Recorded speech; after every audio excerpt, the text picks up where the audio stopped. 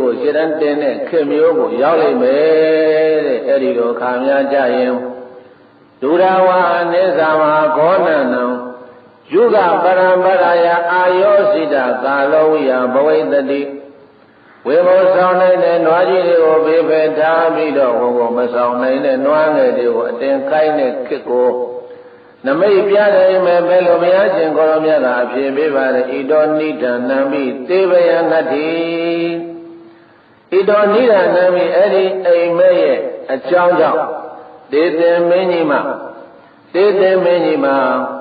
ဘယံဘေဒီနတ္တိမရှိပါဘူးလို့ဘဂဝါဘုန်းတော်၆ဆူအောင်လည်းသူဖြစ်တော်မူသောဘုရားရှင်ကိုရောမြတ်ကအဝါစာကောင်းစွာမဲ့တွေ့မိန်ကြားတော်မူလိုက်ပါပေသတည်း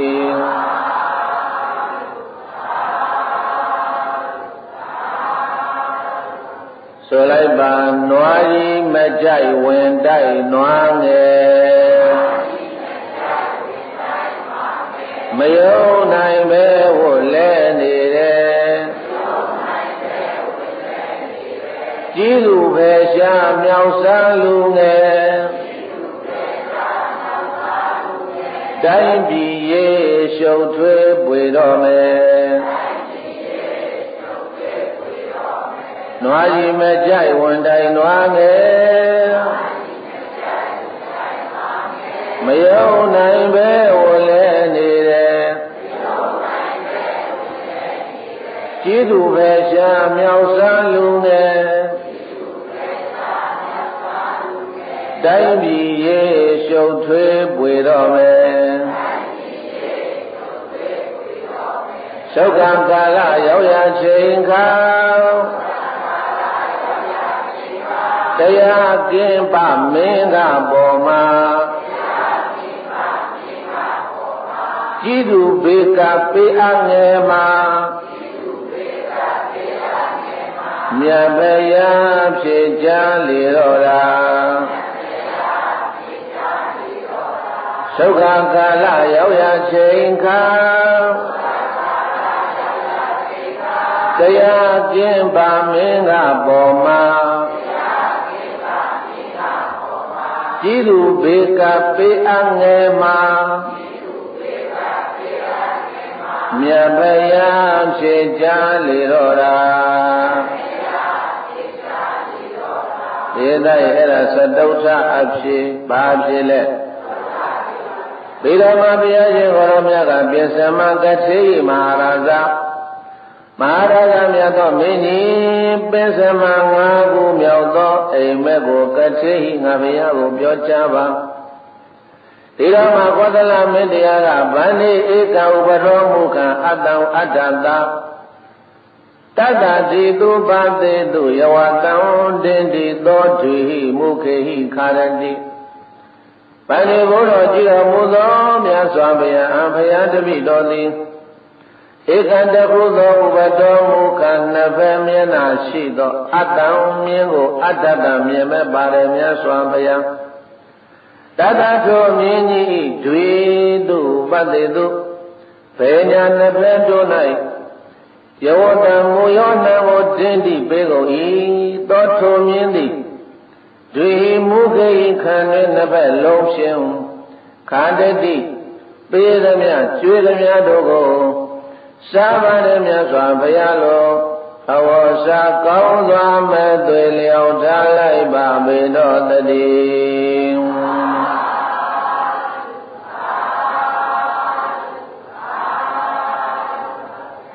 ဘုံတော်ကြီးတော်မူသောမြတ်စွာဘုရားတဲ့နမ၅ခုမြောက်အိမ်မက်ကတော့မြင်းကြီးတကောင်ဟာဘုရားခေါင်းနှလုံးနဲ့အဲ့ဒီခေါင်းတစ်ဖက်ဘယ်ညာဘက်မှာလူတွေကရပ်ပြီးတော့ခေါင်းနှလုံးပါတဲ့ပါးစပ်နှစ်ပေါက်ပါတဲ့အဲ့ဒီမြင်းကြီးကိုတွေတုပတ္တိတုဘယ်ညာနှစ်ဖက်တို့၌ယောဝတံမူယောနှမ်းကိုတင်တိပေးကုန်၏သောထောမြင်းသည်တွေဟိမုခိခံတွင်နှစ်ဖက်လုံးဖြင့်ခန္တတိပေးသည်မြတ်ကျွေးသည်မြတ်တို့ကိုစားပါတယ်မြတ်စွာဘုရားဘယ်ဘက်ကလည်းလူညာဘက်ကလည်းလူအဲ့ဒီလူနှစ်ယောက်ကကောင်းနှစ်ဖက်ကိုတစ်ခုတည်းပါတယ် မြင်းကြီးကိုအစာတွေကျွေးတဲ့အခါမှာတစ်ဖက်လုံးမှာစားနေတာကိုတပည့်တော်မြင်မဲ့ပါတယ်မြတ်စွာဘုရားအယမေပင်စမောသုပိနောဣမတကောဝိပါကောဒီအိမ်မက်ကလည်းတိတ်ကိုထူးဆန်းနေတယ်မြတ်စွာဘုရား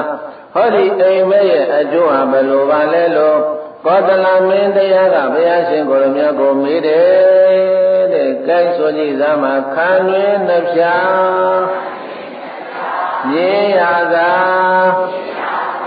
အစာစားနေပါခံရင်းနှဖျားမြင်ရသာအစာစားနေပါဆိုလိုက်ပါ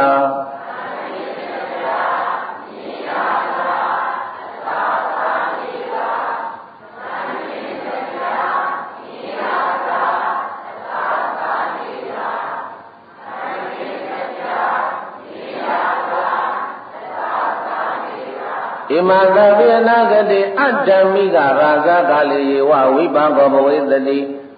မဟာရာဇမြတ်သောမင်းကြီးဟောဒီအိမ်မက်ဟာ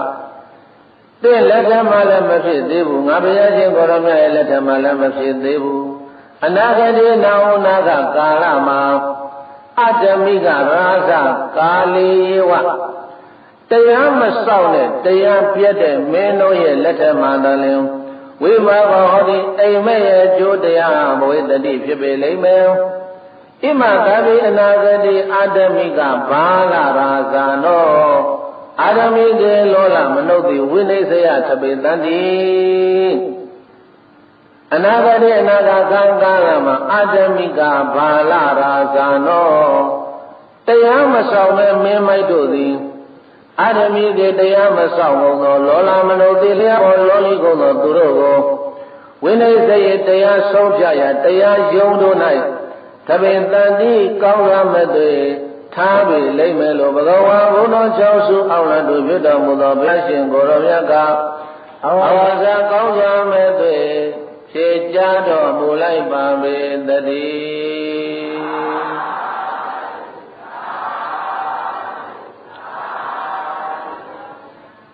းတရားမဆောင်တဲ့မင်းတွေရဲ့လက်ထက်မှာတရားမဆောင်ကုန်သောမင်းလည်းတရားမဆောင်ဘူးတိုင်းသူပြည်သားလည်းတရားပြက်ပြီးအတ္တမိကေတရားမဆောင်ဘူးသောလောလမနုဿိလျှက်ပေါ်လောလီကုန်သောသူတို့ကိုတဲ့ဝိနိစ္စယေတရားဆုံးဖြတ်ရတရားယုံတို့၌တဲ့ဒါကဘာနဲ့ဆိုင်လုံးဆိုတော့ဥပရိထောတရားယုံနေမှာတရားဆုံးဖြတ်ဖို့လို့ခန့်အပ်ထားတဲ့တရားသူကြီးများဝိနိစ္စယလို့ခေါ်တဲ့တရားဆုံးဖြတ်ရတရားယုံနေမှာဘယ်လိုပုဂ္ဂိုလ်မျိုးတို့ကိုကြီးကထားမလို့ဆိုလို့ရှိရင်လျှက်ပေါ်လောလီကုန်တော့တဲ့အဲဒီလိုပုဂ္ဂိုလ်တွေကိုတရားယုံနေမှာတရားသူကြီးအချစ်ခန့်အပ်ထားလိုက်ပဲတဲ့ဧမပပုံကြီးတို့အနာတရံဘာလာတဘာယနိတိတိတဘာဝိနိစ္စယဒေတာဥပိန္နမိအတ္တပစ္ဆာနိကနာဟတ္တတော်လင်္သာသဟိတဝခာတိတန္တိတရားယုံတစ်ခုမှာအမှုဖြစ်ကြလို့အမှုဆိုင်ကြပြီဆိုရင်တဲ့ကောင်းတာမကောင်းတာမှန်တာမမှန်တာဘာကိုမှမရှိကြတော့ဘဲနဲ့ငွေမျက်နှာတစ်ခုတည်းကိုသာခြိပြီးတော့တရားခွဲမှာတရားဆုံးဖြတ်မယ်တဲ့ငွေများတရားနိုင်တဲ့ခစ်တဲ့ပေတရေဘာများရင်ဘာနိုင်ငွေများတရားနိုင်တဲ့ခေတ်ကိုရောက်လိမ့်မယ်မင်းကြီးမြင်းတဲ့ကောင်တွေကဗဇက်ခံတဲ့နှစ်ခုဖြင့်ဘယ်ညာကျွေးတဲ့အစားအစာတွေကိုစားနေတဲ့ဆိုတဲ့အိမ်မက်ကြောင့်တေဗယံတင်မင်းကြီးမှာတေဗယံနတိတေတင်မင်းကြီးမှာဘယံပေတိနတိမရှိပါဘူးလို့ဘဂဝါဘုန်းတော်ဆောက်စုအောင်လည်းဖြစ်တော်မူသောဘုရားရှင်ကိုယ်တော်မြတ်ကအဝါဇာကောင်းစွာမဲ့သွေမိန်ကြားတော်မူလိုက်ပါပေတည်း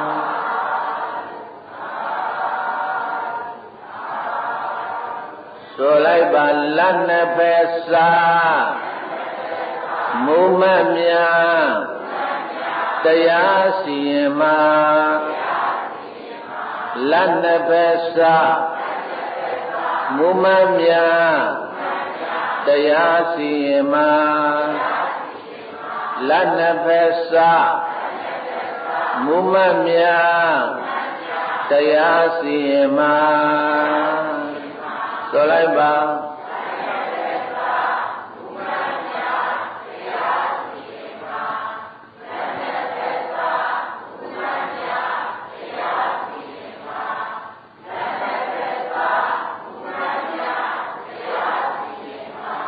ဘုန်းကြီးတို့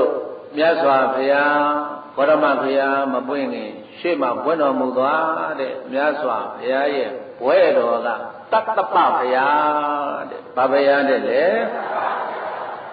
ကာသဗမြတ်စွာဘုရားရှင်ကိုရောမြတ်သာသနာတော်နောက်ပိုင်းကာသဗမြတ်စွာဘုရားပြိဋိဘံစံပြီးတော့သာသနာတော်မှာပရိသတ်စာဒ္ဓဗေဒကျမ်းဂန္ဓမထေရကြီးနှစ်ပါးရှိတယ်တိပိဋကတရပိဋကသုံးပုံလုံးကိုဆောင်းပြီးတော့အသက်1000တန်းမှာပွင့်တော်မူသွားတဲ့ကာသဗဘုရားရဲ့သာဝကနှစ်ပါးဒါပေမဲ့လို့အဲ့ဒီပုဂ္ဂိုလ်ကြီးတွေဟာပရိယတ္တိဓမ္မပရိယတ္တိကျွမ်းကျင်တယ်ဒါပေမဲ့လို့ပရိပတ်တိလို့ခေါ်တဲ့ကမ္မထံတရားအထုတ်မှုသိအားနေတဲ့အတွက်ကြောင့်မို့လို့သောတာပန်လည်းမဟုတ်ဘူးသဂရကလည်းမဟုတ်ဘူးနာဂလည်းမဟုတ်ဘူးယဟန္တာလည်းမဟုတ်ဘူးရိုးရိုးတမ္မာဘုထုရှင်ပုရုဇဉ်ဆိုတာဘိသရဲ့အမှားမကင်းဘူးတဲ့ပုရုဇဉ်ဆိုတာဘာမကင်းဘူးတဲ့လေဘုန်းကြီးဖြစ်ဖြစ်ဆရာတော်ဖြစ်ဖြစ်ဥပဇင်ဖြစ်ဖြစ်ကိုရင်ဖြစ်ဖြစ်ယောဂီဖြစ်ဖြစ်အဖိုးဖြစ်ဖြစ်အဖွားဖြစ်ဖြစ်ဘုရားတကာဖြစ်ဖြစ်ကျောင်းတကာဖြစ်ဖြစ်ပုရုဇဉ်မှန်ရင်တတ်တော်80 90တရားပဲရရတတ်တော်နဲ့အမှားနဲ့ကဘာမှမဆိုင်ဘူးပုရုဇဉ်မှန်ရင်အမှားမကင်းဘူးပုထုကိလေသေဇနေတိတိပုထုဇဉ်တော့ကိလေသာသူပြောလို့ပုရုဇဉ်လို့ခေါ်တယ်အဲဒီတော့ကာသဗဘုရားပြိဋိဘံစံပြီးတော့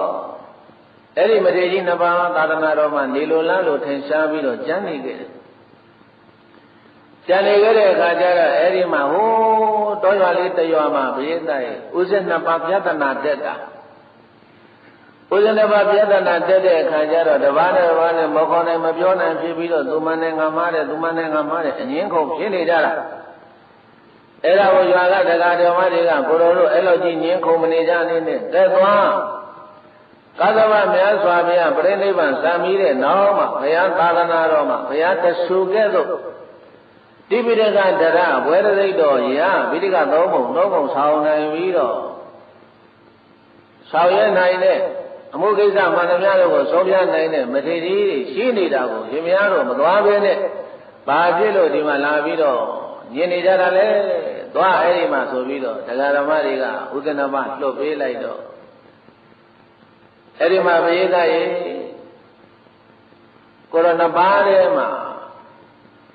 အမှားလုပ်ထားတဲ့မတရားလုပ်ထားတဲ့ကိုတော်ကအရင်ဥအောင်သွားတယ်မှန်တဲ့ကိုတော်ကအကြောင်းမကျမ်းနေခဲ့တယ်အဲ့ဒီကိုတော်မသိခင်ထွက်သွားပြီးတော့မတင်ကြီးတွေထင်းသွားပြီးတော့ရှင်များတို့ကြောင့်တပည့်တော်နေပင်ရတယ်အေးနေသတော်ကြီးကလည်းမသိဘူးတော့မှအမှုဖြစ်တယ်မှာအမှုကတော့ကနေဖြစ်လာတဲ့အမှုအဲ့ဒါနဲ့အဲ့ဒီကိုတော်ကမတရားလုပ်ထားတဲ့ကိုတော်ကအမှားတွေလုပ်ထားတဲ့ကိုတော်က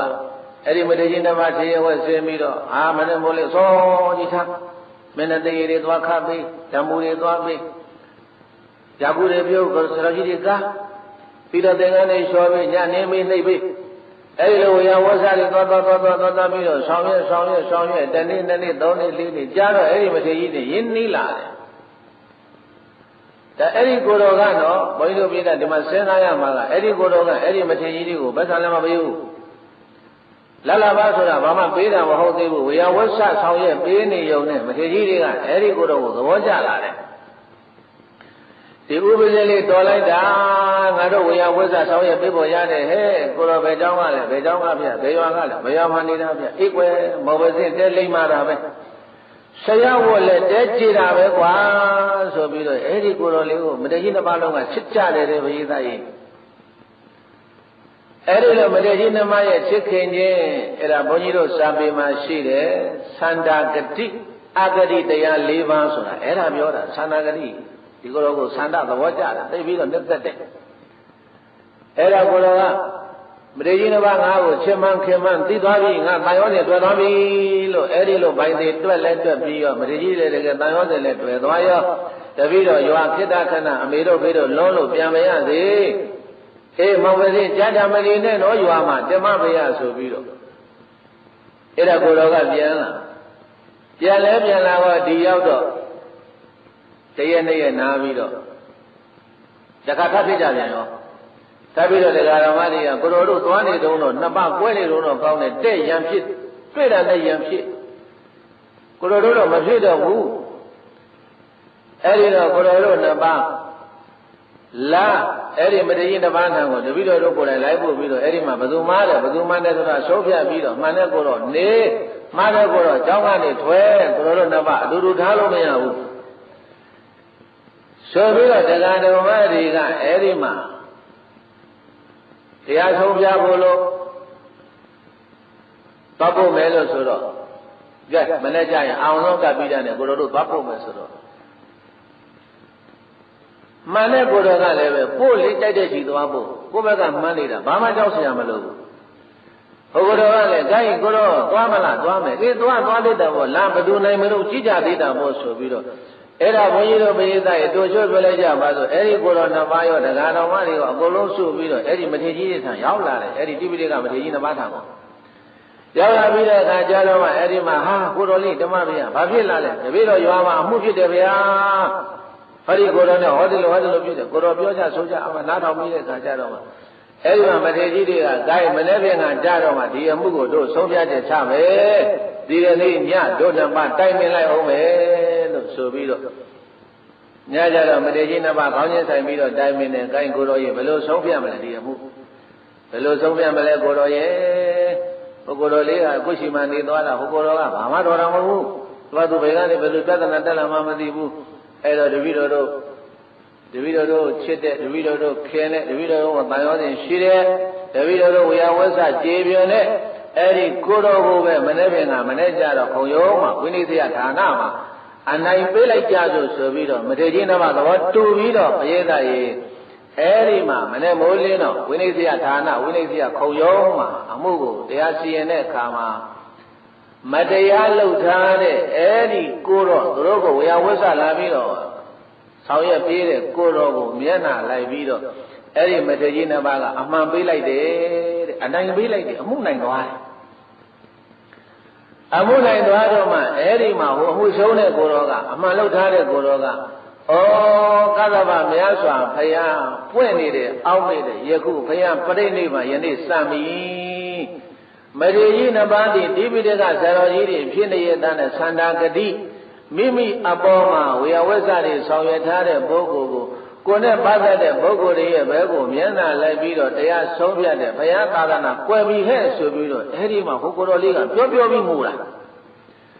ပြောပြီးငိုတဲ့အခါကျတော့မထေကြီးနှစ်ပါးပရိသတ်ရဲ့အဲ့ဒီမှာကောင်းစွာတန်ဝေကရတယ်တဲ့စိတ်မကောင်းဖြစ်သွားတယ်ငါတို့ဆုံးဖြတ်ချက်ချတာမှားပါပြီအဲ့ဒီစိတ်နဲ့ပဲအဲ့ဒီတနှုံနဲ့အဲ့ဒီလိုတွေးပြီးတော့လေအဲ့ဒီစိတ်နဲ့ပဲမထေကြီးတစ်ပါးလုံးပြန်တော်မူသွားတယ်ပြန်တော်ပြီးတော့ဘာသွားဖြစ်နေတော့ဆိုတဲ့အခါကျတော့တကယ်အထက်တန်းကိုတက်ရမှာမတက်တော့ဘဲနဲ့အဲ့ဒီကံနဲ့အဲ့ဒီစိတ်နဲ့သေတာဖြစ်ခြင်းကြောင့်ဘယေသားရဲ့ဟိမဝတ္တမဟိမဝတ္တနဲ့သာရာဂီတိလို့ခေါ်တဲ့နတ်ဘလူးကြီးတွေသွားဖြစ်တယ်နတ်တောင်မှရိုးနတ်လားဘလူးနတ်လားဘယေသားအမလေးဘလူးဆိုတဲ့ကချောလားရုပ်ဆိုးလားအဆွဲပြူမျက်လုံးငါပြူတကယ်ဆိုလို့ရှိရင်အ ਨੇ ဆုံးတာဝရိဏယာမတုတ်တိတာနေမန္တရိပရဏိမိတာဝသဝတိလို့ခေါ်တဲ့နတ်ပြည်6ချက်မှာနတ်သမီးတစ်ဖက်4-500နဲ့စံကားပြီးတော့တကယ်တခါတဲ့နတ်မင်းကြီးတွေဖြစ်ရမှာမရေသက်ခလို့ခေါ်တဲ့နတ်မင်းကြီးတွေဖြစ်ရမှာမဖြစ်တော့ဘဲနဲ့ဘုန်းကြီးတို့ဝတ္တဝနာနတ်မင်းကြီးဘုန်းကြီးတို့အခုတကောနိုင်နေမှာဘုန်းကြီးတို့ဟိုဘက်ကတိလောကတရားဟုဘုရားကြီးမှာတော့ဒီတိလောကမှာတည်းဘုရားကြီးရဲ့ခြေရဲမှာဟောတည်ထားတဲ့တကောနိုင်ကြီးတွေခြေရဲမှာပြည့်တဲ့ဘလူကောင်းဆောင်းပြီးတော့တန်လေးရဲ့ကိုင်နာတဲ့နမင်းကြီးတွေမတွေ့ဘူးလားအဲ့ဒီနမင်းကြီးရဲ့နာမည်ကကုဝေဒနာမင်းလို့ခေါ်တယ်အဲ့ဒီကုဝေဒနာမင်းကြီးရဲ့အချမ်းအယံတပည့်နတ်ဘုံမူကြီးတွေနောက်ကနေပြီးတော့အဲ့ဒီကုဝေဒနာမင်းကြီးနတ်သမီးစီဝဝဲသွားမယ်ဆိုလို့ရှိရင်သူတို့ကနောက်ကနေပြီးတော့ကိုရံတော်အဖြစ်နဲ့တန်လေးရဲ့ထမ်းပြီးတော့လိုက်ရတဲ့တာတာဂီရိနဲ့ဟေမဝတ္တ ဘုရောကတော့ပလင်ပေါ်မှာမြင့်ရနေရာမှာနေပြီးတော့နတ်တွေလူတွေရဲ့ရှေ့ဖို့ပူဇော်ခံခဲ့ရတဲ့တိပိဋကဒရဆရာတော်ကြီးနှစ်ပါးဟာဝေဒယေအဲ့ဒါပုဗ္ဗေဒနာမင်းကြီးရဲ့နောက်ကတန်လေးရဲ့ထမ်းပြီးတော့လိုက်နေရသောအမတမအယုတ်ဆိုးသောဟေမဝတ္တနဲ့သာကာခီရိနတ်ဆိုပြီးတော့အဲ့ဒါသွားဖြစ်တယ်တဲ့အဲ့ဒီတော့ဒါလေးကိုဘုန်းကြီးကဒီနေရာမှာထုတ်ပြောပြတာကလက်လာပါတော့မဟုတ်ဘူးပရိသတ်ရဲ့လက်ပေးတဲ့ပတ်စာမဟုတ်ဘူးလက်ပေးတဲ့သင်္ကန်းမဟုတ်ဘူးဝေယဝိဆဆောင်ရွက်ပေးရုံသက်သက်နဲ့ရှစ်ကြအောင်တန်ရောတဲ့ဖြစ်အောင်လုပ်သွားတဲ့အတ္တမမတရားကျင့်ထားတဲ့ကိုတော်ဘဲကအမှန်ပေးပြီးတော့ဆုံးဖြတ်လိုက်တဲ့အတွက်ကြောင့်မို့လို့အမြင့်ကနေပြီးတော့နေရကိုဆင်းသွားတာဘယ်ကနေပဲဆင်းသွားတာဘုရားသာသနာတော်မှာဘဝရှင်မြတ်ဝိသင်္ကန်းတို့ဖြစ်နေရတဲ့ဘဝကနေပြီးတော့ဘုရားမဟုတ်တဲ့နတ်ဘလူဘဝကိုရောက်သွားတဲ့ဆိုတာဘေးသားရေအဲ့ဒါဆုံးဖြတ်တာမှားလို့ဘာမှားလို့လဲအဲ့ဒါကြောင့်ဘုရားရှင်ကိုရမြတ်ကမပြောသလဲခံတွင်နှပြမင်းမြင်ရသာအစာစားနေပါလက်နှစ်ပဲစားမှုမှန်များတရားရှိရင်မှာတဲ့နောက်နာကကာလခါမှာလက်စားတဲ့ပုဂ္ဂိုလ်တွေလက်ပေးလက်ယူတို့ရန်သူတဲ့ဗါတယ်လဲဘုရားရေလက်ပေးလက်ယူတို့ရန်သူဆိုတဲ့ဆိုင်ပုဒ်တရားဘုန်းကြီးတို့မြန်မာနိုင်ငံရဲ့ယုံနေမှာအဲ့ဒါလေးတွေကတ်ထားတာတွေတွေ့နေရတာအဲ့ဒီဆိုင်ပုဒ်လေးကဟိုးဘုန်းကြီးတို့မြတ်စွာဘုရားရဲ့စကားတော်ကိုလွန်ခဲ့တဲ့နှစ်ပေါင်း2548ခုနှစ်ကဟောတော်မူခဲ့တဲ့ဘုရားရဲ့စကားတော်ကိုအဲ့ဒါတို့ကနေပြီးတော့ထောက်ခမ်းနေတဲ့သဘောမျိုးကိုပြပါတယ်လို့ကျန်တာကတော့အဲ့ဒါကိုယ့်အကိုဖြည့်ပြီးတော့တွေးယူတော့အမှုတစ်ခုဖြစ်ပြီဆိုရင်ဘုန်းကြီးတော်ကလည်းဒီတိုင်းပဲဘုန်းကြီးတို့သာသနာမှာလည်းဘုန်းကြီးတွေကြောင်းလို့တဲ့အမှုတွေဖြစ်တယ်အမှုဖြစ်ပြီဆိုလာခဲ့ကိုတော်ဘက်ကဘလောက်ပြီကိုတော်ကဘလောက်ပြီစီတို့သင်္ကန်းတို့ဆန်းတို့ဘာတို့ညာတို့အဲ့ဒါသွားဖို့အဲ့ဒီလိုတွေကဒါကပြောမကောင်းလည်းပြောပြီးပြီဟုတ်လားအဲ့ဒီတော့အဲ့ဒါတွေကဘုန်းကြီးတို့ကတော့ဓမ္မဂရိကဆိုတော့အဲ့ဒါသွားတဲ့နေရာတိုင်းမှာဟိုနားမှာအမှုရှိလို့ဘယ်ကိုယ်တော်ကနိုင်သွားနိုင်မှာပေါ့အဲ့ဒီကိုယ်တော်ကဘယ်သူနဲ့ခင်းတာအဲ့ကမှာမဏိတဆိုတော်ကြီးနဲ့သိတာအဲ့ဒီဆိုတော်ကြီးကလုံပေးတာတဲ့မနှသိန်းကုန်သွားတာတဲ့အဲ့ဒါတွေကခဏကြားနေရဘုန်းကြီးတို့သာသနာမှာလည်းပဲအဲ့ဒါတွေဟာတဖြည်းဖြည်းနဲ့ကျက်ပြန့်လာပြီလို့အဲ့တော့ဘုန်းကြီးကအဲ့ဒါတွေကြားတဲ့အခါမှာစဉ်းစားကြည့်တယ်လူတွေကတော့လူတရားသူကြီးတွေကတော့ဟလာသူကသူလာစားတာစားဖို့သူမှသားကျွေးဖို့မရကျွေးဖို့ရှိတယ်အဲ့ဒါဘုန်းကြီးတို့သာသနာမှာကတော့ဘာကျွေးဖို့ရှိလို့တော့မသိဘူးဟလာအဲ့ဒီတော့အဲ့ဒါတွေကဒီကနေ့ခေတ်မှာတော်များကိုဘုန်းကြီးတို့ကြားကြရပါတယ်တွေ့နေရပါတယ်ကျိုးတဲ့တော်မတွေသိပါတယ်သူတို့ဘုန်းကြီးတွေအမှုဖြစ်လို့ဒကမတွေကိုယ်တိုင်လိုက်သွားတဲ့အခါမှာဗေဒနာကဘယ်ဘုန်းကြီးဘလောက်ပေးရတယ်ဘလောက်သွားကြောရတယ်မဖြစ်တယ်တခါတည်းဆိုးချက်ကိုခါနေတာပဲအဲ့ဒါတွေကလည်းပဲဘုန်းကြီးတို့ပြောခဲ့ပြီးပြီဖြစ်ရမယ့်အချိန်ကြာရင်ဘုန်းကြီးတို့ပြေးတိုင်းတားလို့ရသလားမရဘူးဘုန်းကြီးကအပြည့်ကိုပြောနေတာမဟုတ်သဘာဝကိုချပြနေတာဘုရားတို့အမည်ဒီမှာဧကဝဆနတခွန်ဤသောစကားပဲဘုရားစကားဟာလွဲသွားတယ်မှားသွားတယ်ဆိုတာရှိသလားမယင်သားရေဖြစ်ခြင်းကြရင်ဖြစ်ရမှာဆိုပေးခြင်းကြလဲပေးလိုက်ပေါ့ဒါပဲရှိတာဘယ်တော့နိုင်မလဲဘာပေးမှဘာလို့ပေးမယ်ဆိုရင်အခုခေတ်ပြောနေတဲ့စကားပုံမှန်၄တဲ့ဗါတယ်လေပုံမှန်၄ဆိုတာပြောင်းပြန်လိုက်ရင်ဗါတယ်လေပေးမှလုတ်တယ်ဗါတယ်လေဘုရားသားရေပေးမှလုတ်ကိုဘာလို့တတ်ထားလဲသိသားပဲသိရင်တော်ပြီခေတ်ကိုကဖြစ်လာတာဟုတ်လားဘုရားသားရေကာယဆိုလိုက်ပါခံတွင်နှစ်ခွမြင်လာရသာကြွေသမျှမဝနိုင်ပါမူမမင်းဆိုလက်ထိုးသူရှာနဖက်စားတရားစီရင်မှာခံတွင်နှစ်ခွမြင်လာရသာကြွေသမျှမဝနိုင်ပါမူမမင်းဆိုလက်ထိုးသူရှာနဖက်စားတရားစီရင်မှာဘယ်နှဖက်စားမယ်လဲ တရားခံဘက်ကပေးလဲပဲတရားလိုဘက်ကပေးလဲပဲတို့ပိသလည်းပဲမသူတို့ဘသူကဘာလာပေးလို့သားမှာမလို့ကာယဆိုကြည့်ပါသုခကာလရောက်ရချိန်ခါမင်းမိုင်မြောက်စားတရားခွင်မှာမမမသိငွေကြည့်လေးမှာမြတ်ဖယားဖြေကြားလေတော့တာသုခကာလရောက်ရချိန်ခါမင်းမိုင်မြောက်စားတရားခွင်မှာမမမသိငွေကြည့်လေးမှာမြတ်ဖယားဖြေကြားလေတော့တာဒေသရဲ့၅ခုမြောက်အိမ်မက်ပြီးသွားပြီဘယ်နှခုမြောက်နောက်တကဘုရားရှင်ကိုရောမြတ်ကစာထံကတိမဟာရာဇမဟာရာဇမြတ်သောမင်းကြီးစာထံ6ခုမြောက်သောအိမ်မက်ကိုကတိဟိပြောကြားပါတော့လောနမ6အိမ်မက်ဗန္ဒီမဟာဇနောတတ္တသာတကတတ္တသာတကနိကံတုဝနာပါတိသမင်းစိတ်တဝါဣဒပတ္တဝံကရောဟိတိဧကတဇရသိင်္ဂါလတဥပနာမေတိတံတထပတ္တဝံကရွန်တံအတ္တတံဗန္ဒီဘုန်းတော်ကြည်တော်မူသောမြတ်စွာဘုရားအဟံဘုရားတပည့်တော်သည်မဟာဇဏီလူအများတို့သည်တတ္တသဟတတတ္တသဟတကနိကံအတ္တဗျာတသိမ့်ထိုက်သောသုဝနာပါတိရွှေခွက်ကိုတမေစိတ်တော်တန်ရှင်းအောင်စေကြောသုတ်သိ၍ဣဒံဤရွှေခွက်၌ပတ္တံကျင်ငယ်ကိုကရောဟိစွန့်လောဣတိဤသို့ဧကတတကောင်သောဇရသိင်္ဂလတမြေခွေဖို့ဤဥပနာမေတိအနည်း၌သာတာဤတတ္တထိုရွှေခွက်၌ပတ္တံဝကရွန်တံကျင်ငယ်ကိုစွန့်ခြင်းကိုပြုသွားသောတန်ထိုမြေခွေကိုအတ္တတံမြင်မဲ့ပါတယ်မြတ်စွာဘုရားလိုအဝဇာကောင်းစွာမကဲ့လျောက်ထားလိုက်ပါပေတော့တည်း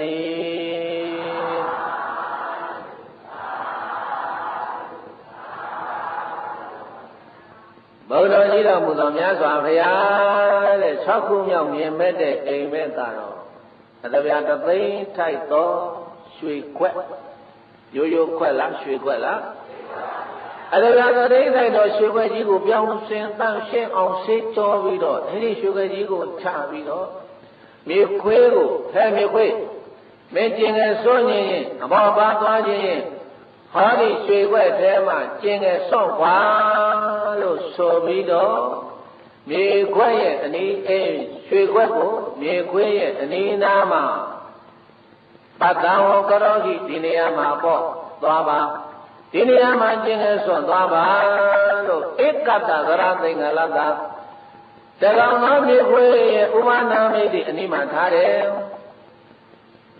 အဲ့ဒီလို့မြေခွေးရဲ့အနီးမှာဒါကြတသိန်းထိုက်သောတန်ရှင်းစင်ကြယ်ခွက်ကိုတွားချပေးပြီးသည့်နောက်မှာမြေခွေးဟာအဲ့ဒီရွှေခွက်ထဲမှာပဲအပေါ့သွားတာကိုတပည့်တော်မြင်မဲ့ပါတယ်မြတ်စွာဘုရားအဲ့ဒီအိမ်မက်ရဲ့အကျိုးဟာဘယ်လိုပါလဲလို့ဘုရားရှင်ကိုယ်တော်မြတ်ကိုလျောက်ထားပါတယ်ကဲဆိုကြည့်သားမှာရွှေခွဲအလဲမြေခွေးနဲ့ကျင်ငယ်စွန့်သွားပါရွှေခွဲအလဲမြေခွေးနဲ့ကျင်ငယ်စွန့်သွားပါအဲ့ဒီလိုတပည့်တော်အိမ်မက်မြင်မဲ့ပါတယ်လို့ဘုရားရှင်ကိုရောမြတ်ကိုလျောက်ထားတော့မှဘုရားရှင်ကိုရောမြတ်ကအနာဂတေယေဝဘဝိတတိအတ္တမိကဝိဇာတိရာသနောဇာတိသမ္မန္တနကုလဗုဒ္ဓနံအသေကာယယတနတ္တတန္တိအကုလိနနံယေဝတတန္တိမဟာရာဇမြတ်သောမင်းကြီးဒီအမေဟာလည်းအခုဖြစ်သေးဘူးတဲ့အနာဂတေယေဝနာဂကာလမှာကလည်းဘဝိတတိဖြစ်ပေလိမ့်မယ်အတ္တမိကတရားမဆောင်ကုန်သောဝိဇာတိရာဇာနောမင်းတို့သည် ဇာတိသမ္မာနန္ဒအမျိုးအစားနဲ့ပြည့်စုံကုန်သောကုလဗုဒ္ဓနာမျိုးကောင်းသားတို့အားအသင်္ကာယယွန်ရှာခြင်းကြောင့်ယတ္တံစီစိန်ဥစ္စာအာနာဘာဝချမ်းရဟောနာတန်တိနတ္တတန်တိမပေးကုန်တဲ့တောင်မြတ်သောမင်းကြီးအနာဂတ်ခံကာလမှာတရားမစောင့်တော့မင်းတွေရဲ့လက်ထက်မှာဇာတိသမ္မာနန္ဒအမျိုးဆက်နဲ့ပြည့်စုံကုန်သောတနည်းပြောအမျိုးကောင်းတဲ့မျိုးကောင်းတဲ့ဇတ်ကောင်းတဲ့ဓာတိဆိုတာကဇတ်ကိုပြောတာအဲ့တော့ဇတ်ကောင်းတဲ့ဇတ်ဆိုတဲ့နေရာမှာဘုန်းကြီးတို့သာတိယဇတ်ဘုရားမျိုးကသာတိယမျိုးဒီလိုပြောတာဘုန်းကြီးတို့ဒီမြန်မာနိုင်ငံဆိုလို့ရှိရင်မြန်မာလူမျိုးမရှိဘူးလားမသိတာဟဲ့မြန်မာလူမျိုးရှားလူမျိုးကရင်လူမျိုးတရုတ်လူမျိုးကလားလူမျိုးအဲ့ဒီလိုပေါ့အဲ့ဒါဇာတိဇတ်ဆိုတာအဲ့ဒါပြောတာမျိုးရိုးကိုပြောတာအဲ့ဒီလိုဇာတိတမ္မာနန္ဒမိဘဘိုးဘွားအစဉ်ဆက်ကအမျိုးအနွယ်အားဖြင့်လည်းသတ်ရှင်းသောအမျိုးဆန်းနဲ့ပြည့်စုံသောကုလဗုဒ္ဓနာမျိုးတော်သားတို့ဟာအသင်္ကာယယွန်ရှာခြင်းကြောင့်ယတ္တစိစိဥဒ္ဒဆာယံဝနတ္တတန်တိမပေးကုန်ဘူးတဲ့အမျိုးဆန်းနဲ့ပြည့်စုံတဲ့မျိုးကောင်းဆွေကောင်းဆွေကြီးမျိုးကြီးဒီမှာဘုရားလက်ထက်ကစပြီးတော့ဆင်းသက်လာတာတို့မျိုးမှာဘာမှအပြောစရာမရှိဘူးမျိုးကောင်းတဲ့အမျိုးကောင်းသားတွေကိုတော့ဘေးဖယ်ထားပြီးတော့တဲ့အမျိုးမကောင်းတဲ့လူတွေကိုနေရာဌာနပြမယ်ဇီဝဥစ္စာတွေလောက်တိုင်းဝင်ပြမယ်အနာဂတ်ကာလမှာလည်းပြည့်တယ်ဒီကာလမှာလည်းအဲ့ဒီနေရာမှာပြည့်တယ်မျိုးရိုးဆိုတဲ့စကားပါလာလားမပါလာဘူးလားဇာတိတမ္မာနန္ဒအမျိုးသားနဲ့ပြည့်စုံကုန်တော့အမျိုးသားနဲ့ပြည့်စုံကုန်တော့အဲ့တော့မျိုးရိုးဆိုတဲ့စကားပါ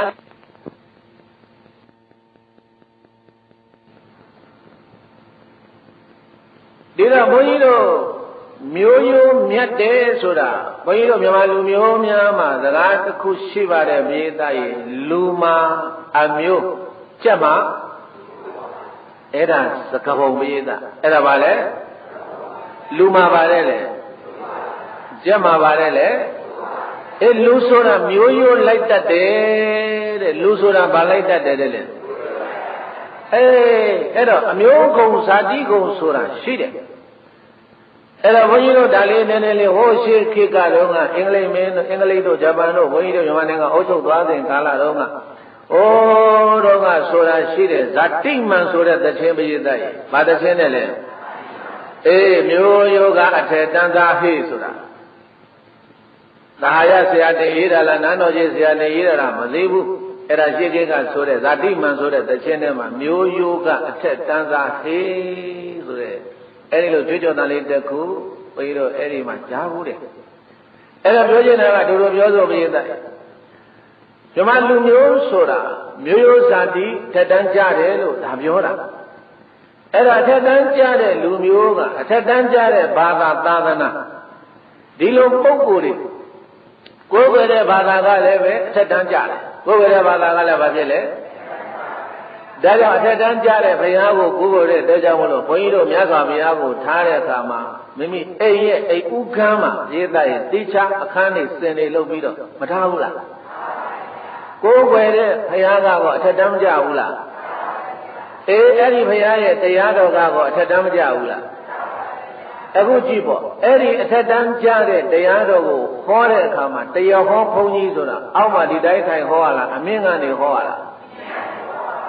ဘာဖြစ်လို့အမြင့်တင်နာတာတော့ဆိုတရားတော်ကအထက်တန်းကြလို့တရားတော်ကဘာကြလို့လဲနောက်မိမိတို့ကိုယ်ပဲစီကနေတဲ့သံဃာတော်တွေမရှိဘူးလားအဲ့ဒီသံဃာတော်တွေကြွလာတာလေကိုသားလေးရွယ်လောက်ပဲဖြစ်ဖြစ်ကိုတူလေးရွယ်လောက်ပဲဖြစ်အိမ်ကိုသွန်သားများကြွလာပြီဆိုလို့ရှိရင်ပြေးတိုက်အိမ်မော်တက်တာနဲ့ခြေထောက်မသုတ်ပေးရဘူးလားဘာဖြစ်လို့လဲထက်တန်းကြလို့ဘာဖြစ်လို့လဲနေရာထိုင်နေကြကြနာကောစိုးတို့ဘာလို့အဲ့လိုစောင်းနေပါလေတခါလေခင်းခက်ပြီးတော့မှဒီလိုထားတာပြီးတဲ့အခါကျတော့မှနှစ်ဘူးမြေကြမကြောဘူးလားဘာဖြစ်လို့လဲကိုသားလောက်ကိုတူလောက်ရှိတဲ့ဦးစင်းနဲ့ကိုရင်တွေကခေါ်လိုက်ရင်ဒကမာကြီးလို့ဆိုရင်ဒကာကြီးတွေဒကမာကြီးကဘယ်လိုပြန်ထိုးလဲအမလီကြည်သမ်းမအောင်ဘယ်လောက်ထက်တန်းကြတော့ဆိုဖယားတပည့်တော်ကရှင်ဖယားတပည့်တော်ကမပြောဘူးလားဒါကြောင့်မလို့ဘုန်းကြီးတို့လူမျိုးကလည်းပဲမြန်မာလူမျိုးဘာလူမျိုးလဲမြန်မာအစတကောင်းကဆိုမြန်မာရာဇဝင်ပြောရွှေတယ်ထားလိုက်တော့ အဲ့တော့ဘုန်းကြီးတို့လူမျိုးသည်မြန်မာလူမျိုးသည်ဇာတိဂုဏ်ရှိတယ်ရှိလားမရှိဘူးလားဇာအဖြစ်အလွန်မြင့်မြတ်တဲ့ဇတ်ပဲတဲ့အမျိုးရိုးသိကောင်းနေတဲ့မြန်မာလူမျိုးဟာကိုယ်ွယ်တဲ့ဘုရားတရားသံဃာယရဏသုံးပါးတတိပြုသာသနာတော်ကလည်းအခက်တန်းသားတယ်သာသနာတော်ကလည်းဘာသားတယ်လဲအခက်တန်းလူမျိုးကဇာတိဂုဏ်နဲ့ပြည့်စုံတဲ့လူမျိုးကအခက်တန်းပြတော့ဘာသာသာသနာကိုကိုယ်ွယ်နေတာအဲဒီလိုအထက်တန်းကြတဲ့ဘုန်းကိုယ်တွေကိုဘေးပဲထားပြီးတော့လုံးပိုင်ခွင်းတွေပိတ်ပြီးတော့ဘာမှမပေးတော့ပဲနဲ့အထက်တန်းမကြတော့ဇာအဖြစ်လဲနှိမ့်တော့ကိုယ်ွယ်တဲ့ဘာသာအဖြစ်လဲနှိမ့်တော့အဲဒီလိုဘုန်းကိုယ်တွေကိုဘိဓိပိသဧဝမဟာကုလာနိဒုက္ကတာနိဘဝိတန္တိအဲဒီလိုမျိုးစားအဖြစ်လဲနှိမ့်တယ်ဇာအဖြစ်လဲနှိမ့်တယ်ကိုယ်ွယ်တဲ့ဘာသာအဖြစ်လဲနှိမ့်တယ်အဲဒီလိုပုဂ္ဂိုလ်တွေကိုတရားမစောင့်တော့မင်းတွေရဲ့လက်ထက်မှာနေရာပေးကြလိမ့်မယ်သူတို့ကိုလုတ်ပိုင်ခွင့်တွေပေးလိမ့်မယ်စီးပွားရေးလူမှုရေးအစရှိသည့်အဖြစ်အဲဒီလိုအားတွေကိုပေးလာလိမ့်မယ်တဲ့အဲဒီတော့ဘာဖြစ်လာလဲတဲ့မျိုးရိုးဇာတိထက်တန်းကြတဲ့ပုဂ္ဂိုလ်တွေကဧဝမဟာကုလာနိဒုက္ခတာနိဘဝိတန္တိဧဝဤသို့ဖြစ်လာသည်ရှိသောမဟာကုလာနိအမျိုးမြတ်ကုန်သောသူတို့သည်ဒုက္ခတာနိဆင်းရဲကုန်သည်ဝိတန္တိဖြစ်ပေလိမ့်မယ်တဲ့မင်းတွေမြောက်စားခြင်းကိုမင်းတွေရဲ့မြောက်စားခြင်းကိုခံရတဲ့လာမကကုလာနိအမျိုးရုပ်တွေကသာလဲဣတရာနိနေရာတိုင်းနေရာတိုင်းမှာသူတို့စိုးမိုးလာလိမ့်မယ်ချဲလဲလာလိမ့်မယ်အမျိုးမြတ်တဲ့ပုဂ္ဂိုလ်တွေကိုဘေးဖက်တာလို့စီးပွားရေးတွေလုံပိုင်ခွင့်တွေမရတော့ဘူးဆိုရင်အိမေနိသယဇီဝိတာမဏိအမျိုးမြတ်မမြတ်စကောင်းမကောင်းကိုမကြည့်ကြတော့ပဲနဲ့လုံပိုင်ခွင့်တွေရနေတော့မျိုးရိုးညံ့တော့ပုဂ္ဂိုလ်သောဘာသာတရားညံ့တော့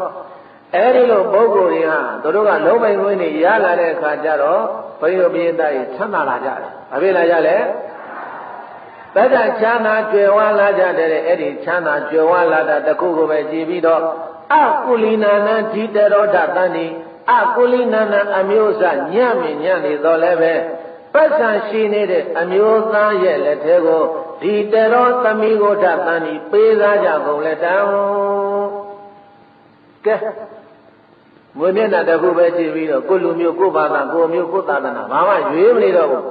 လောကမှာဘာလူမျိုးညာလူမျိုးဆွဲမနေနဲ့ဟေးပတ်စံရှိဖို့အဓိကပဲကိုမရှိရင်ဘယ်မျိုးကမှလာကြွေးမှမဟုတ်ဘူးလို့ဆိုတဲ့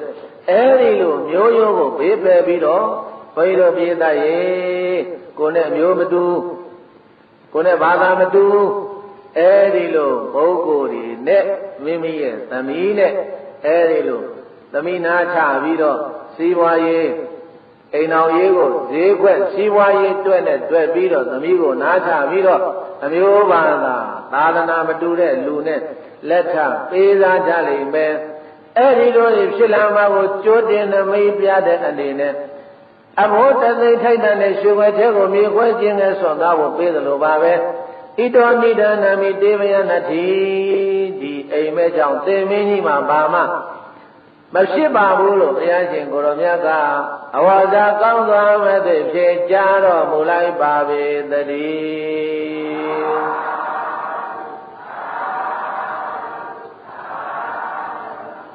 ဆိုလိုက်ပါမိမမြတ်မှာလူမိတ်ဆာအိမ်ယာထောင်တော်မှာမိမမြတ်မှာလူမိတ်ဆာအိမ်ယာထောင်တော်မှာမိမမြတ်မှာလူမိတ်ဆာအိမ်ယာထောင်တော်မှာဆိုလိုက်ပါ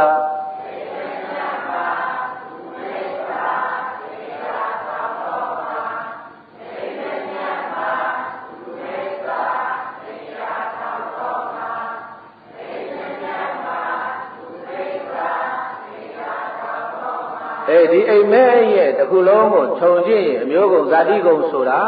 ဘိဓိပိသရဲ့မြန်မာလူမျိုးများထိမ့်သိမ့်ရမယ်တဲ့ကိုမျိုးကိုဆက်ကိုထိမ့်သိမ့်ရမယ်ငွေမမဲ့ရဘူးမျိုးရိုးဆက်ချင်းမတူရင်အိမ်တော်မဖက်ရဘူးဆိုတာကိုညွန်ပြနေတာဟုတ်သလားမဟုတ်လား အဲ့တော့ဒီနေ့ကောသလမင်းကြီးရဲ့အိမ်မက်မှန်ဆိုတာကတော့အဲ့ဒါဘုန်းကြီးတို့ပြည်သားရဲ့အဲ့ဒါကိုယ့်ကိုဆုံးဖြတ်ချက်ချလို့ဘုန်းကြီးတို့ကတော့အညာဘက်တည်းဟောမကြသွားနေတော့ဟာအဲ့ဒီမှာတွေ့နေရတာမြို့သမီးလေးတွေအိမ်အောင်ပြုငယ်လေးတွေနဲ့ပါသွားပြန်သူမျိုးကွဲဘာသာကွဲတော်ကြပြဿနာတွေတက်ကြအဲ့ဒါတွေကအများကြီးပဲရှိတယ်အဲ့တော့ဘုန်းကြီးတို့ဒီမှာလူမျိုးများဟာမျိုးကုံဇာတိကုံမြတ်ပါတယ်ကိုယ်ကိုယ်ရဲ့ဘာသာဟာလည်းပဲမျိုးကုံဇာတိကုံထက်တန်းကြတဲ့ဘာသာဖြစ်ပါတယ်အဲ့တော့ထက်တန်းကြတဲ့မြင်တယ်မှလှနဲ့ဇာတိကုံနဲ့နေလာတဲ့ဒီမှာလူမျိုးများဟာကိုယ်နဲ့မျိုးဘာသာတူသောအိမ်အောင်ဘဲကိုယ်သာလင်ရွေးချယ်ပြီးတော့အိမ်အောင်ပြုတင်ပါတယ်ဆိုတဲ့အကြောင်းကိုဟောဒီကောသလအိမ်မဲ့16ချက်မှာနံပါတ်ဘယ်လောက်လဲပြည့်သားရဲ့နံပါတ်6အိမ်မဲ့ကနေပြီးတော့ကောသလမင်းကြီးကိုလွန်ခဲ့တဲ့နှစ်ပေါင်း2548ခုနှစ်ထဲကနမိတ်ပြနေတာ။ဘာပြနေတာလဲဒီအိမ်မဲ့တွေကအနာဂတ်ကာလမှာကျိုးပေးလိမ့်မယ်အနာဂတ်ကာလမှာမှန်လိမ့်မယ်လို့ဘုရားရှင်ကိုရောမြတ်ကရေးသတ်တည်းမဖြေဘူးလား။ကိုင်းဆိုကြည့်ပါခွေးအိုထန်းဆက်ရွှေခွဲသိမ့်တောင်ကျင်ငယ်အမြဲခွက်သေးစွန့်ပြန်မျိုးမြတ်သမီးပစ္စည်းမဟံအမျိုးယုတ်လင်လို့ပေါင်းဆက်ဆံခွေးကိုထန်းဆက်ရွှေခွက်သိမ့်တန်းကျင်ငယ်အမြဲခွက်သေးစွန့်ပြန်မျိုးမြတ်သမီးပစ္စည်းမဟံအမျိုးယုတ်လင်လို့ပေါင်းဆက်ဆံသုဒ္ဓကာလရောက်ရချိန်ခါဘာသာလူမျိုးတူရိုးမရှာရွှေငွေသာရှိလင်ကြည့်တော်မှာမြတ်ဖရာဖြေကြားလေတော်တာသုဒ္ဓကာလရောက်ရချိန်ခါဘာသာလူမျိုးတူရိုးမရှာရွှေဝေသာရှိလင်ကြည့်တော်မှာမြတ်ဖရာဖြေကြားလေတော်တာတတ္တမသတ္ထိမဟာရသမြတ်သောမင်းကြီးတတ္တမ9ခုမြောက်သောအိမ်မက်ကိုကတိဟိပြောကြားပါတော့လောဗန္တိဧကောပုရိသောရိဇောဝဋိတဝပါရမူလေနေခိပတိတေနနိသိဏပိဋကဟိတသဟိတာဧကာသဒသင်္ကာလီတတအာဇံနံတသိဝတံခါရတိဧဝံအတ္တတံဗန္ဒီဘုန်းတော်ကြည်တော်မူသောမြတ်စွာဘုရားဧကောပုရိသောယောက်ျားတစ်ယောက်သည်သေဆုံးကျိုးကိုဝဋ္ဌိတဝကျင့်၍ပါဒမူလေခြေရင်၌နေကပတိထား၏တေနထိုယောက်ျားသည်နိသိဏပိဋကထိုင်နေသောထိုင်ကုန်ရဲ့ခိတ္တအောက်ထဲမှာတရိတာအိရွေနေသောဧကောတကောင်းသောသာတသိင်္ဂါလီဆာလောင်နေတဲ့မြေခွေးမှသည်တက္ကထိုယောက်ျား၏အာဇာနံတသေဝမတိစေပင်လေတန်ထိုကျိုးကိုခါတတိသာ၏ဧဝံဤသို့အဘယတပိတော်သည်အတ္တတံမြင်မဲပါတယ်မြတ်စွာဘုရားလိုအဝေါစာရွှေနေတော်ကြအောင်လျောက်ထားလိုက်ပါပေတော်သတည်း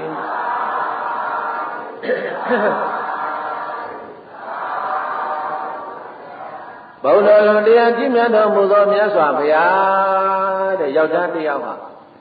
ကိုယ်ပြည့်လေးတစ်ခုပေါ်မှာဂရင်လေးတစ်ခုပေါ်မှာကျွတ်ကျစ်နေတယ်တဲ့ဘာလို့နေတယ်တဲ့လဲကျွတ်ကျစ်နေတဲ့ကျစ်ပြီးတာကျိုးကို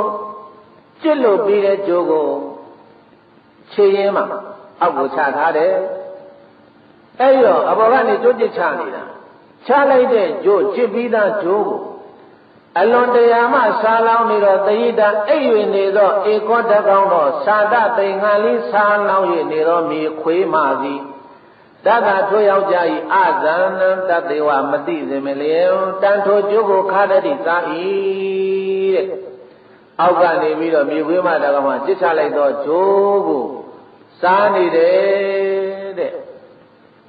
ကျိုးကိုခိုးစားနေတယ်တဲ့ဘာကိုခိုးစားနေတယ်တဲ့ဆိုကြည်စမ်းမပိတရေရှေကကြစ်ချလွန်ကြိုးစားခွေးမခိုးစားတာရှေကကြစ်ချလွန်ကြိုးစားခွေးမခိုးစားတာအဲဒီလိုတပည့်တော်မြင်မဲ့ပါတယ်မြတ်စွာဘုရားလိုဘုရားရှင်ကိုယ်တော်မြတ်ကိုလျောက်ထားတော်မှာဘုရားရှင်ကိုယ်တော်မြတ်ကဣမတပိအနာဂတိဝဝိပါကဘဝေတတိဒီပါဠိဟာလေအပုတ်တိုင်းပုတ်တိုင်းမှာပါတယ်အနာဂတ်ကာလမှာဖြစ်နေမယ်မင်းကြီးအနာဂတသမိန်ဤအိဋ္ဌိယောပုရိသလောလားသူရာလောလားအလင်္ကာရလောလား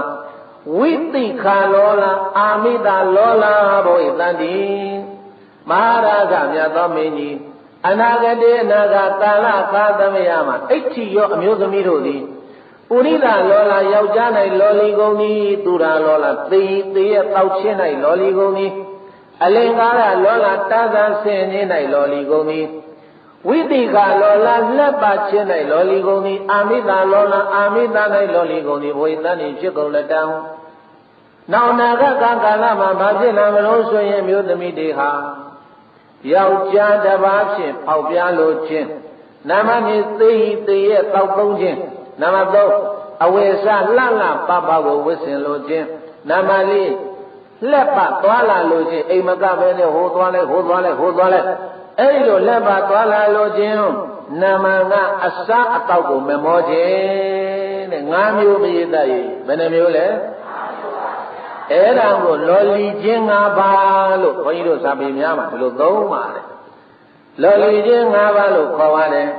အဲ့ဒီလောလီခြင်း5ပါးနဲ့ပြည့်စုံတဲ့အမျိုးသမီးဟာဒုသီလာဒုစာရာကိုချင်းတရားပြည့်ပြီတဲ့ပြည့်ပြီပေါ့မျိုးသမီးတမ်းပဲနဲ့အရက်တော့တယ်အဝိဇ္ဇာလာလာပပဝေခဏခဏအပြင်ထွက်တော့ကြဟိုတမျိုးဒီတမျိုးတမျိုးမယိုးအောင်စားတော့တဲ့နေတိုင်းချက်စားအဲ့ဒီလိုတွေဖြစ်လာပြီဆိုရင်ဧတတိအဲ့ဒီမျိုးသမီးကဒုသီလာကိုချင်းတရားပြပြီဒုစာရာသီလမရှိတော့ဘူးဘာမရှိတော့ဘူးတဲ့အဲ့ဒီလောက်အလယ်ပများစားတော့များဝိဇ္ဇာခဏခဏရှုပ်ရှာပေးရတဲ့ယောက်ျားတွေရှာလို့မလောက်တော့ဘူးတဲ့ဒီတော့ဘယ်လိုဖြစ်လာလဲတဲ့သူကလော်လီလာတဲ့အခါကျတော့ဒီလိုဒီအိမ်လည်းမကစီးပွားရေးလည်းဘာမှကိုမလုပ်တော့ဘူးယောက်ျားတွေနဲ့တွေ့သွားကျင်တာတော့အရက်တွေတော့ဘာတွေတော့အဝိဇ္ဇာတွေခဏခဏချုပ်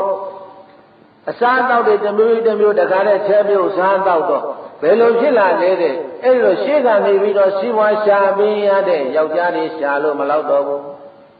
ရှာလို့မလောက်သူတောင်းနိုင်မပေးတဲ့အခါကျတော့အဲ့ဒီယောက်ျားကိုညှို့ညင်းလာလိမ့်မယ်အဲ့ဒီလိုညှို့ညင်းလာရင်ပြေးနိုင်အိမ်တော်ရဲ့အစင်းမပြေဖြစ်လာလိမ့်မယ်တဲ့ယောက်ျားရှာလို့ခွေလို့ရထားတဲ့ဥစ္စာပစ္စည်းတွေကိုမတိအောင်ခိုးယူပြီးတော့ဇာတိဟိတတ္တိတုရံပိဝန္တိယောမာလကနာဝိလေပနံဓာရယမာနံအန္တောကေဟိအဇာယိကံမိကိစ္စံအနောလောကိတဝခေဟိပရိခေပတ္တဇာယဟိယောက်ျားအငယ်တို့နဲ့တတ္တိတုတဝတုရံအရက်ကိုပိဝန္တိယောတောက်ကုံလည်းရဲ့မာလကနာဝိလေပနံတပ္ပံခြင်းအမွေနာကလိမ့်ကြံခြင်းတို့ကိုဓာရယမာနာလိမ့်ကြံစေရင်ကုန်လည်းရဲ့အန္တောကေအိမ်တွင်၌သစ္စာရိကံမှာစွာတလင်ပြုရသောကိစ္စအိမ်မှုကိစ္စမှန်သမျှတွေကိုအိမ်မှုကိစ္စမှန်သမျှတွေကိုအနာလောကိတဝမကြည့်မူ၍ကေအိမ်၌ပရိခေပတနံယံဥပရိပါကေနပိအထေဖို့ဖြင့်၎င်းစိတ်ဓာဌာနေခိပိအပေါက်ရှိရအရာတို့ဖြင့်၎င်းဇာတိယောက်ျားငယ်ကိုဥပါဒရိယမှန်သောစုံစမ်းကြည့်ရှုလျက်ဘုရားရှင်ကိုယ်တော်မြတ်ကဒီမှာပြောနေတယ်အနာဂတ်ကာလမှာအဲ့ဒီလောလခြင်းတရား၅ပါးနဲ့ပြည့်စုံတဲ့အမျိုးသမီးတွေဟာသူတို့ပြုထားတဲ့အိမ်တော်ရေးအရှင်မပြေဖြစ်လာလိမ့်မယ် ရှာပေးလို့မလောက်အောင်ဖြစ်လာလိမ့်မယ်ကိုကျင့်တရားတွေပြည့်စည်လာလိမ့်မယ်ယောက်ျားကြီးရှာနာတဲ့ပစ္စည်းတွေကိုခိုးယူပြီးတော့ယောက်ျားငယ်တွေနဲ့အတူတူစားကြလိမ့်မယ်မင်းကြီးတဲ့ဟိထာမိပိဋကေနိဗ္ဗာန်သာတာသင်္ဃာလိဝိယအဲ့ဒါရှေးကจิตချနေသောဂျိုးကိုအောက်ကမြေခွေးမှခိုးစားနေတဲ့အိမ်မက်ရဲ့အဖြေပါပဲလို့ဘဂဝါဘုရားကြောင့်သူအောင်လံတို့ဖြစ်တော်မူသောဘုရားရှင်ကိုရောမြတ်ကဟောကြားကောင်းစွာမဲ့တွေ့မိန်ကြားတော်မူလိုက်ပါပေသတည်း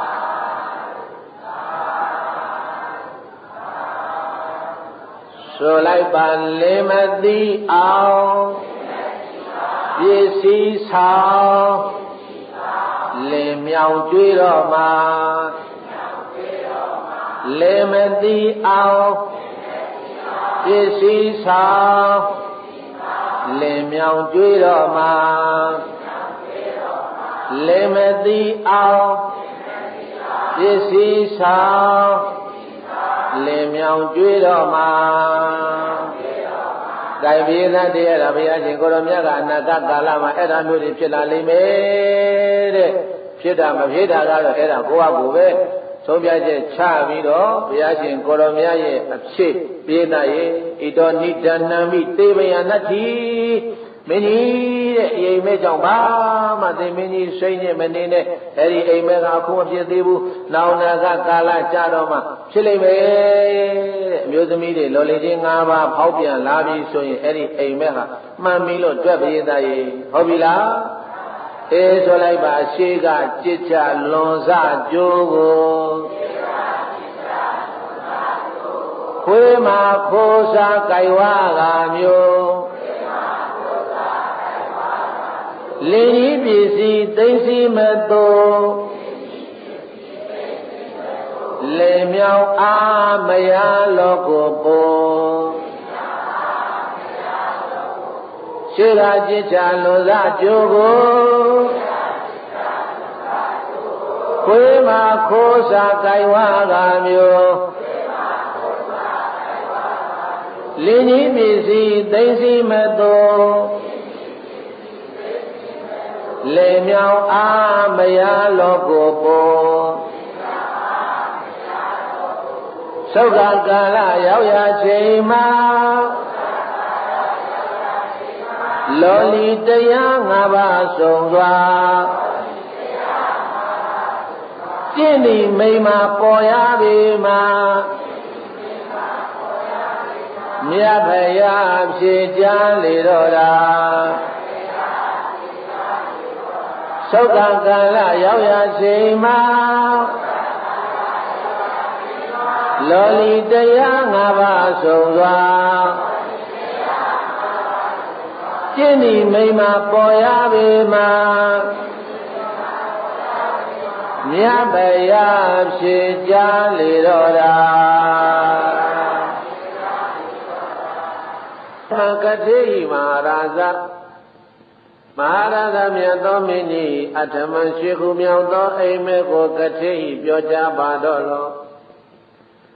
ဗန္ဒီရာဇဓဝရေဘဂုပိတုစ္ဆဂုံမေပတိဝါရေတဝါသပိတံဧကမန္တံပုရိဒဂုံပံအတ္တတံဗန္ဒီဘုန်းတော်ကြည်တော်မူသောမြတ်စွာဘုရားရာဇဓဝရေမင်းတကားအိမ်၌ဝါမင်းတော်တဲ့၌ဘဂဝီမြတ်စွာဘုန်းသောတုစ္ဆဂုံမေဘာမှမရှိသောရေအိုးတို့ဖြင့်ပတိဝါရိတွာချမ်းရ၍ထားသောဧကံတလုံးသောမဟာတန်ကြီးစွာသောပုရိတပုံမှန်ရေပြည့်နေတဲ့အိုးကိုအတ္တတံဘုရားတပည့်တော်မြင်မဲ့ပါတယ်ဘုရားတဲ့ကောသလမင်းတရားကမြတ်စွာဘုရားကိုလျှောက်နေတဲ့ဘုန်းတော်ကြီးတော်မူသောမြတ်စွာဘုရားမင်းတကားဝမှာမင်းနန်းတော်ဝမှာ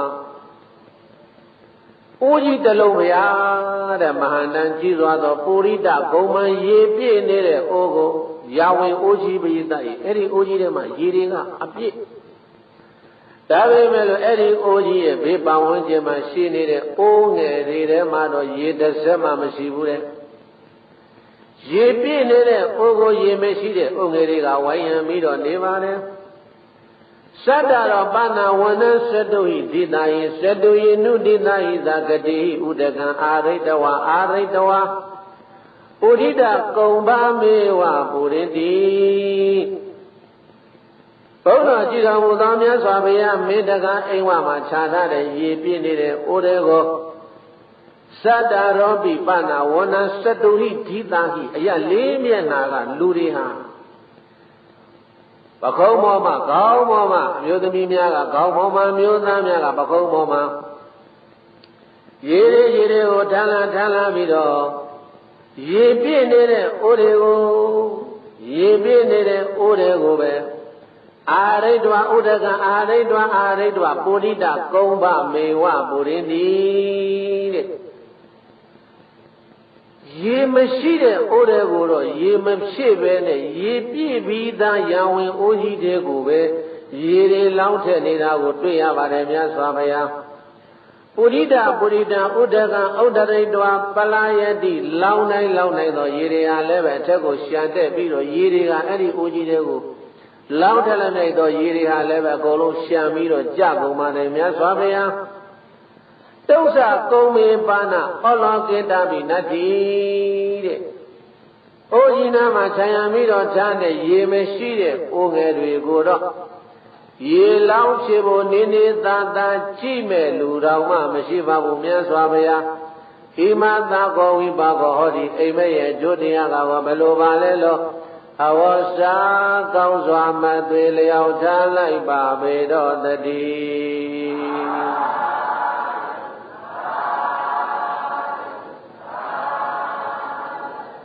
ဆိုလိုက်ပါရေပြည့်အိုးဝဲထလောင်းတယ်အိုးငယ်မလောင်းပါ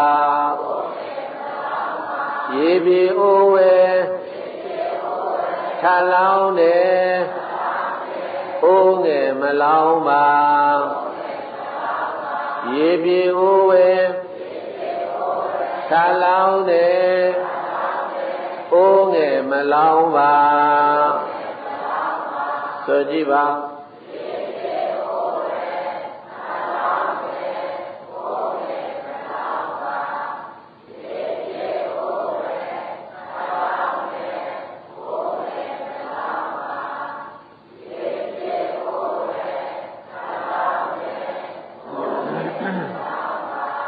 ရေတဲ့အိုးကိုထခါလောင်းပြီးတော့ရေမရှိတဲ့အိုးကိုတော့ရေမလောင်းမှဘုရားစွာဘုရားအဲ့ဒီအိမ်မက်ရဲ့ကြိုးတရားဟာဘယ်လိုပါလဲလို့ဘုရားရှင်ကိုယ်တော်မြတ်ကိုလျောက်ထားတော်မှာဘုရားရှင်ကိုယ်တော်မြတ်ကအနာဂတိယေဝဝိပါကောဘဝိသတိတက္ကတော်မင်းကြီးတဲ့ဒီအိမ်မက်ဟာအခုချိန်မဖြစ်သေးပါဘူးအနာဂတ်ကာလမှာဟောဒီအိမ်မက်ကကြိုးပေးလိမ့်မယ်အနာဂတသမိန်ဤလောကပရိဟာယိတတိလူတို့သည်ရုပ်ကုန်လက်တံအနာဂတသမိန်ဤလောကပရိဟာတိလောကလူအပေါင်းသည်ပရိဟာယိတတိရုပ်ကုန်လက်တံရုပ်တယ်ဆိုတဲ့နေရာမှာပရိသတ်စိတ်ထားတွေယုံညံ့လာတာတွေကိုချစ်တရားတွေယုံညံ့လာတာတွေကိုဒီမှာလောကပရိဟာယိတတိဆိုတာဒါပြောတာအဲ့ဒီလိုလူတွေတက္ကန်းနေဆုံးစိတ်ဓာတ်တွေယုံကိုယ်ချင်းတရားတွေရုပ်လာပြီဆိုတဲ့အချိန်ကြရင်ရတ္ထနိရောဇံဘဝိတတိတဲ့တိုင်းနိုင်ငံမှာဩဇာအာဏာမရှိတော့ဘူးတဲ့ရတ္ထနိရောဇံဘဝိတတိရတ္ထတိုင်းနိုင်ငံ၌ဩဇာအာဏာနိရောဇံမင်းတွေကဩဇာအာဏာမရှိတော့ဘူးရာဇာနောဒုက္ခတကပ္ပနဘဝိတတိမင်းတွေလည်းပဲဆင်းရဲလာလိမ့်မယ်ယောဣတရောဘဝိတတိအကျဉ်သူတို့သည်ယောအကျဉ်သူတို့သည်ဣတရောဆိုရခြင်းသည်ဘဝိတတိဖြစ်ပေလိမ့်မယ်တဲ့ဒါကိုဘုန်းကြီးတို့ဒီပါဠိတော်ကိုတန်းစီပြီးတော့ပြောမယ်ဆိုရင်တစ်နိုင်ငံဩဇာမရှိဘူးတဲ့အချုပ်အခြာအာဏာကိုတိကိုနံကိုကျင်ငန်းနဲ့ကိုမင်းနဲ့ကိုဒီလိုတိုင်းပြည်ကိုဩဇာအာဏာပေးနိုင်တဲ့ကိုတိကိုနံကိုကျင်ငန်းနဲ့ဒီလိုမဖြစ်တော့ပဲနဲ့တိုင်းပြည်ဩဇာအာဏာကျသွားမယ်အဲ့ဒီချိန်မှာလည်းပဲအဲ့ဒီချိန်မှာမင်းလုံနေရတဲ့ပုဂ္ဂိုလ်တွေကမင်းဆင်းရဲတယ်နံပါတ်3 အခြားသောမင်းတွေအစိုးရလိမ့်မယ်တဲ့အဲ့တော့ဒီဥစ္စာကိုဘုန်းကြီးတို့ပိဋကပေါင်းသူတော်ကောင်းတို့နားလည်လည်အောင်ဘုန်းကြီးတို့ပြောရမယ်ဆိုလို့ရှိရင်အိုးကုန်းမောင်မင်းရဲ့နောက်ဆုံးမင်းဆက်ဖြစ်တဲ့သီပေါမင်းတက္ကရာ1249ခုဦးကောင်းလိန်ထုတ်မင်းဆက်ပြုတ်ဆိုတဲ့အတိုင်းဦးဆိုတာကတနင်္ဂနွေနံအေးတိုက်တက်ကောက်တယ်ဘာကောက်လဲကောင်းဆိုတာကတနင်္လာနံဘာကောက်လဲလိန်ဘာကောက်မလဲထုတ်စနေနံ9ကောက်တဲ့1249ခုဒီဘောမင်းပါတော်မူတာဦးကောင်းလိန်ထုတ်မင်းဆက်ပြုတ်ဆိုတာကုန်းမောင်မင်းဆက်ရဲ့နောက်ဆုံးပဲအဲ့ဒီ1249ခုသင်္ဘောမင်းတရားပါတော့မမူခင်အချိန်လေးကိုဘုန်းကြီးတို့မြန်မာနိုင်ငံရဲ့ရာဇဝင်သမိုင်းကြောင်းတွေကိုပြန်ပြီးတော့လေးလံကြည့်မယ်ဆိုလို့ရှိရင်ဒေသရဲ့အဲ့ဒီအချိန်မှာသီပေါမင်းတရားဟာဘုန်းကြီးတို့မြန်မာနိုင်ငံရဲ့မန္တလေးတဝိုင်းမြန်မာနိုင်ငံလောက်ပဲသီပေါမင်းဟာဩဇာအာဏာရှိတော့တယ်ရန်ကုန်တို့ပဲခူးတို့တောင်ကူတို့ကိုအင်္ဂလိပ်ကတပြေးပြေးနဲ့သိမ့်လာတာအဲ့ဒါကိုဘုန်းကြီးတို့ဇံပေများမှာမြတ်စွာဘုရားကကြိုတင်ပြီးတော့ဟောတာရှိတယ်။ဗာမိန်တော်မူထားတယ်လေရတ္ထနိရောဇံဘဝိတ္တိတိုင်းနိုင်ငံဩဇာအာဏာမရှိဘူးတဲ့။မြန်မာနိုင်ငံရဲ့ဧရိယာနယ်နိမိတ်အဝန်းကိုကိုယ်သခင်ကိုယ်အရှင်ဖြစ်တဲ့သီပေါမင်းတရားဟာအစိုးမရတော့ဘူး။မြန်မာပြည်လည်းပဲကွက်ကလေးကိုပဲသီပေါမင်းတရားကအစိုးရတယ်။သီပေါမင်းတရားရဲ့ဩဇာအာဏာဟာမြန်မာပြည်အောက်ပိုင်းကိုဩဇာအာဏာမနှံ့တော့ဘူးမပြန့်တော့ဘူးတဲ့အဲ့ဒါကဘုန်းကြီးတို့လက်တွေ့လွယ်သောဥပမာတစ်ခုကိုဘုန်းကြီးတို့ပြောပြပါတယ်ဒါတကယ်ဖြစ်ခဲ့သောဖြစ်ဖြစ်တစ်ခုပါမြန်မာရာဇဝင်မှာအဲ့ဒါကိုဘုရားနားလည်သွားပြီတို့ဩဇာအာဏာမရှိဘူးဆိုတာအဲ့ဒါကိုပြောတာ